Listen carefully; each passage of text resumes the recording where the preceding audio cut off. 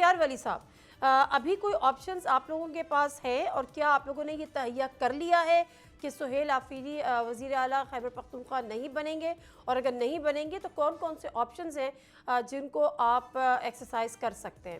دیکھیں، ہم جمہوری لوگ ہیں اور جمہوری لوگوں کے پاس جتنے جمہوری آپشنز ہوتے ہیں اس کو وہ ایکسرسائز کرتے ہیں. سیدھی بات یہ ہے کہ ایک پارٹی کا ہی اندرونی فیصلہ ہوتا ہے کہ وہ کس کو نامزد کرے کس کو نہ کرے. لیکن آلریڈی جو صوبہ اس وقت دہشت گردی کی آگ میں جھلس رہا ہے، آلریڈی ایک صوبہ جس میں لاکھوں لوگ جو ہیں وہ ان کو لحد میں اتارا جا چکا ہے. بہنیں کیا، مائیں کیا، بہویں کیا، بیٹیاں کیا، بھائی کیا، باپ کیا، پولیس کیا، افسر کیا، فوج کیا، مطلب سارے لوگوں نے قربانی دے رکھی. اس صوبے کے وزیر اعلیٰ کو محض 3 خواتین کی خواہشات پہ یا ان کی شکایات پہ تبدیل کیا رہے.